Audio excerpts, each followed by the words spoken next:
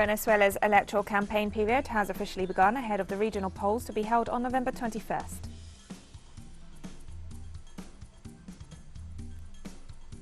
The Cuban anti-COVID vaccine Abdala has received the green light for its application in children from 2 to 11 years old from the country's regulatory authority.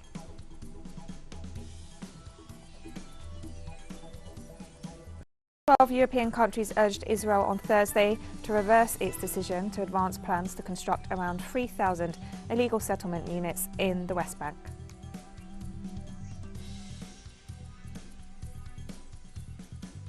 From the headquarters of teleSUR English in Havana, Cuba, this is from the south. I'm Katrina Goss. This Thursday, Venezuela's electoral campaign period officially began ahead of the regional polls to be held on November 21st. The president of the National Electoral Council, Pedro Calzadilla, announced that everything's ready for the start of the campaign, during which the different organisations and political forces will present their proposals through their candidates. The electoral official pointed out that the campaign must become a great space for debate and that the candidates must offer their messages to the national, regional and local electorate in a responsible, honest and clear manner. Calzadilla also emphasised the compliance with the electoral schedule, which also consists of the execution of 9 audits endorsed by technical representatives of the parties, demonstrating once again the transparency and security of the vote in Venezuela.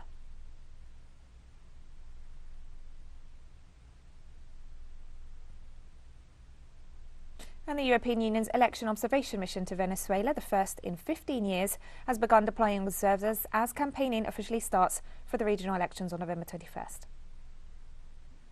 The entire electoral process, from the campaign to the election administration, to the moment of the vote, to the time after the votes are counted, everything. If there are complaints, if there are no complaints, we will produce a report that we will deliver. I think we are used to these difficult circumstances. We're not afraid. We already know that we are in good hands. We are here at the official invitation of the Bolivarian Republic of Venezuela. All of Venezuela is happy with these elections because we always know that we are heading into elections in which there has never been fraud. But the opposition in Venezuela always claim it, but they have never brought proof of what they say.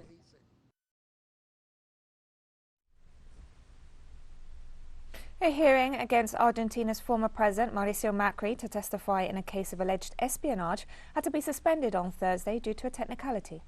Macri appeared in court for the first time on Thursday to testify in the case regarding alleged spying on relatives of 44 crew members who died in the sinking of a military submarine in 2017 during his presidency. The hearing had to be suspended because the former president has not been exempted from the obligation to keep state secrets, according to his lawyer.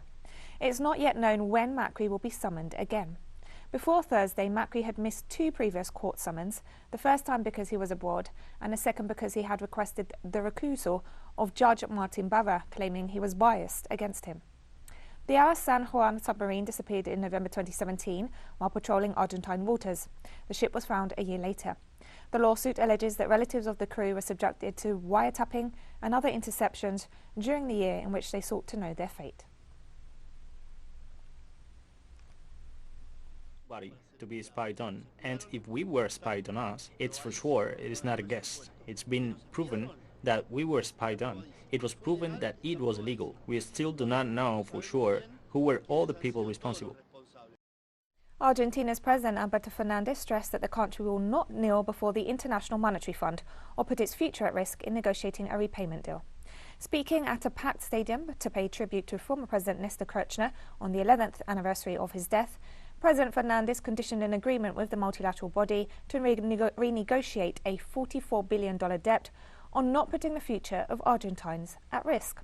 Fernandez also called on the IMF to take responsibility for the damage it did by granting the government of former President Mauricio Macri a $57 billion loan in 2018, a record amount for the organisation.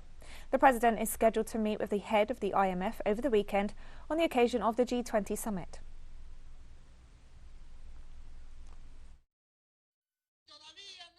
We have not yet reached an agreement because we are not going to get down on our knees. We will negotiate until our people's future is not put at risk by paying a debt. Sometimes I wish that Argentina's newspaper, instead of asking me to write an agreement with the fund in any way, would tell the fund to take responsibility for the damage it did by giving Argentina a debt that could not be repaid. Nicaragua and Honduras on Wednesday signed a historic boundary treaty defining their borders in the Caribbean Sea and the Gulf of Fonseca in the Pacific Ocean, based on rulings by the International Court of Justice. Signing what they called an integrationist treaty in the Nicaraguan capital, Managua, Nicaraguan President Daniel Ortega and his Honduran counterpart, Juan Orlando Hernandez, said they accept and abide by the limits established between the two countries in the Caribbean Sea by the ICJ in its ruling of 2007.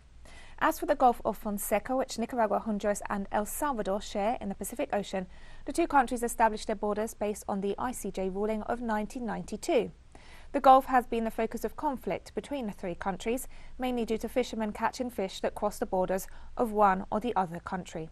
Ortega and Hernandez invited El Salvador to join the effort to reach a definitive border agreement.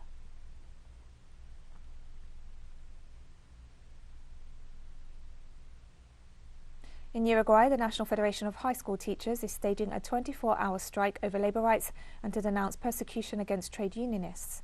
The demonstrators rejected unilateral changes imposed by the National Administration of Public Education without previous analysis among the involved parties. Education professionals are also protesting against the biggest budget cut since the return to democracy in the 1990s. The sector unions also considering taking its demand to an international level in defence of the teachers of San Jose Department, who were fired for having participated in a 2019 campaign to vote no in the referendum on the constitutional reform aimed at introducing changes in public security. And we'll be right back after this very short break. Don't go away.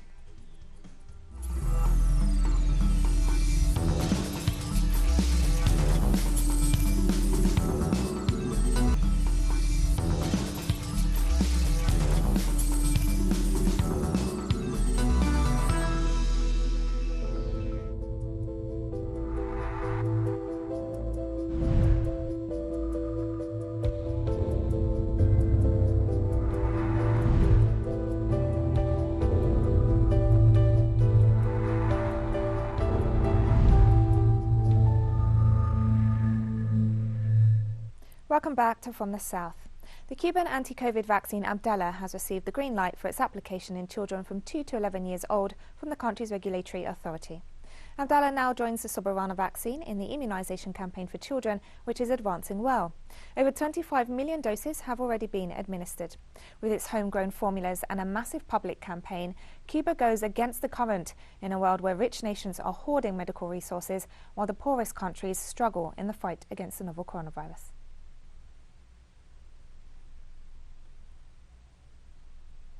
The Director General of the World Health Organization launched a request on Thursday for $23.4 billion over the next 12 months in order to meet the UN agency's goals in providing vaccines, tests and treatments to combat the COVID-19 pandemic.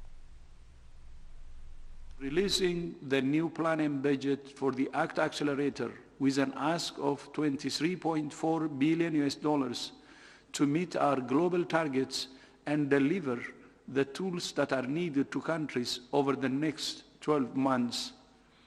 Fully funding the ACT Accelerator is an essential component of WHO's Strategic Preparedness and Response Plan, our overarching plan for bringing the pandemic under control. The WHO Director General also warned that the global number of reported COVID-19 cases and deaths is increasing for the first time in 2 months.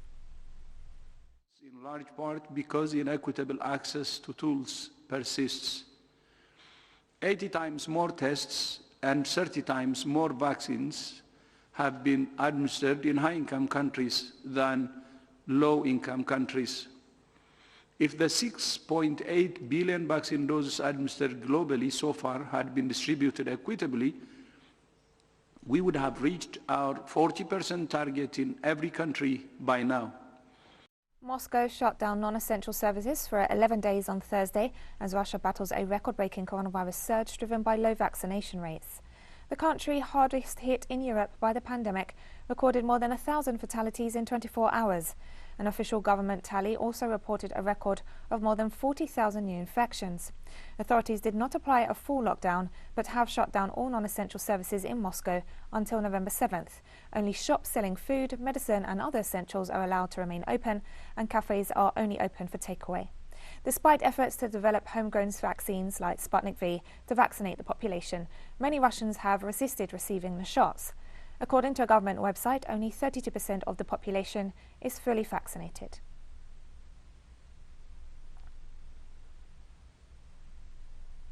The United States Justice Department announced an $88 million settlement on Thursday with victims of a self-proclaimed white supremacist who shot dead 9 black parishioners in a historic church in South Carolina in 2015. The settlement stems from allegations that the FBI was negligent when it failed to prohibit the sale of a gun to shooter Dylan Roof. Roof, aged 27, who prosecutors said carried out the shooting to spark a race war, is facing the death penalty for the massacre. The families of the 9 killed and the 5 survivors of the hate crime sued the government for wrongful death and physical injuries. They argued that the FBI's criminal background check system failed to discover in a timely manner that Roof was prohibited by federal law from possessing a firearm since he had been arrested previously for a drug offense.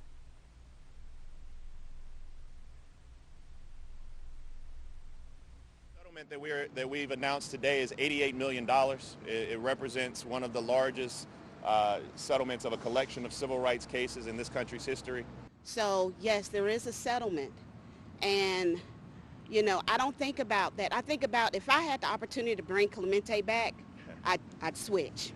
You can all take the settlement, bring my husband back to me, bring their father back to them, because we had a nice life. The settlement will not bring anybody back. Settlement will not bring satisfaction to my life or the life of my children, more than the fact that this act, this tragic act, God made it something good.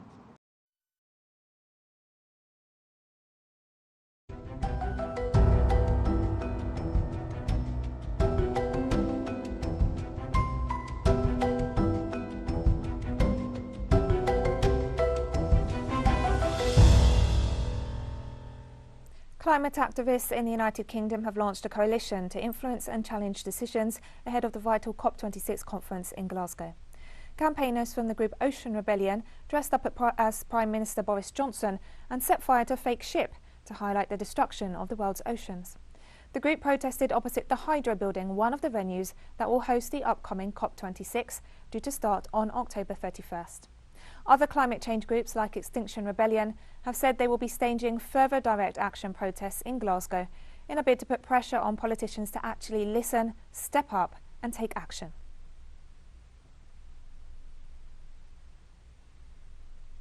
The outcome of COP26 here in Glasgow is nothing less than life or death for people around the world.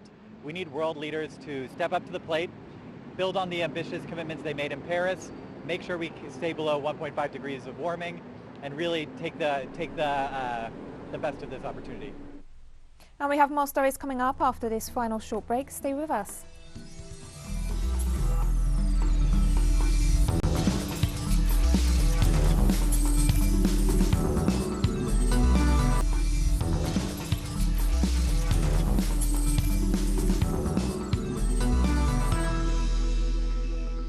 Welcome back to From the South. 12 European countries urged Israel on Thursday to reverse its decision to advance plans to construct around 3,000 illegal settlement units in the West Bank. In a joint statement by the foreign ministries of Belgium, Denmark, Finland, France, Germany, Ireland, Italy, the Netherlands, Norway, Poland, Spain and Sweden, the European nations said they oppose settlement expansion across the occupied Palestinian territories. Others, like the United Kingdom, a long-standing ally of Israel, said the settlements are illegal under international law and present an obstacle to peace and stability. Israel moved forward on Wednesday with plans to build some 3,000 homes for Jewish settlers in the West Bank. More than 400,000 Israeli Jews already live in settlements in the territory, which are considered illegal under international law, on land Palestinians claim as part of their future state.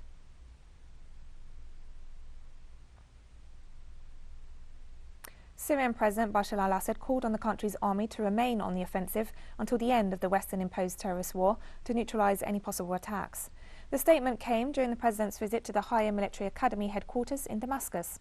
Al-Assad said the nation's armed forces will not stand idly until the war is completely over, and asserted that only steadfast countries can find a place in the world.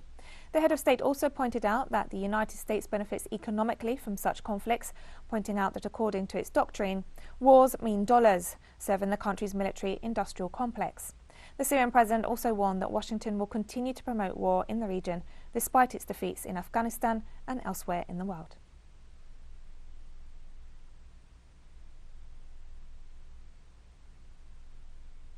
More than 30 instances of violence and threats of violence against Afghan journalists were recorded in the last 2 months, with nearly 90% committed by the Taliban. According to the Afghanistan National Journalists Union, more than 40% of the cases recorded were physical beatings and another 40% were verbal threats of violence. There were also cases in which journalists were imprisoned for a day and one of them was killed. The union highlighted that most of the cases in September and October were documented in provinces outside the capital, Kabul, but 6 of the 30 cases of violence took place in the capital. During a news conference, the head of the union stated that most of the instances of violence or threats of violence were perpetrated by Taliban members, while 3 of the 30 cases were carried out by unknown people.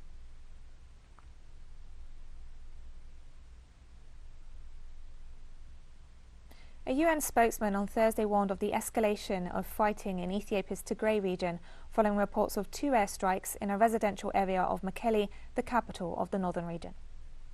Today, 2 airstrikes were reportedly carried out on a residential area in Tigray's capital, Mekelle.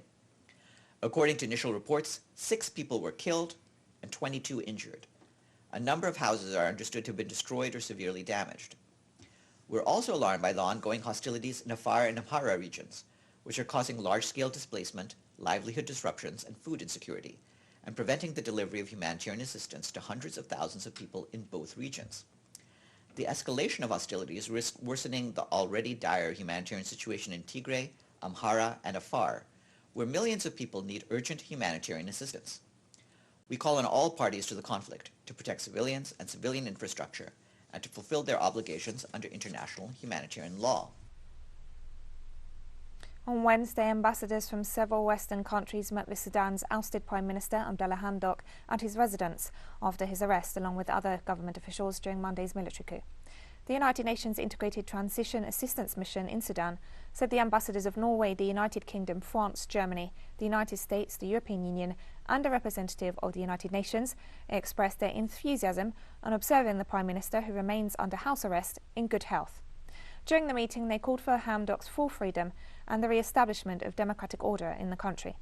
On Monday, the Commander-in-Chief of the Armed Forces dissolved the transitional government and assured that the military would continue the democratic transition until elections are held in July 2023.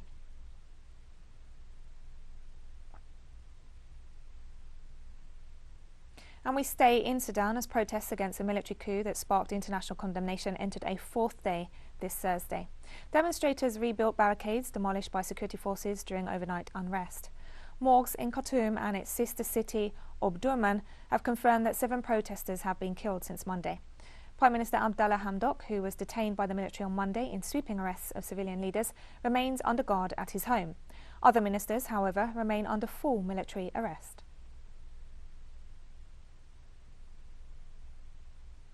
And we've come to the end of this news brief. Remember, you can find these and many other stories on our website at telesurenglish.net. You can also follow us on social media for all the latest news. We're on Facebook, Twitter, Instagram and Telegram. For TeleSUR English, I'm Katrina Goss. Thank you for watching.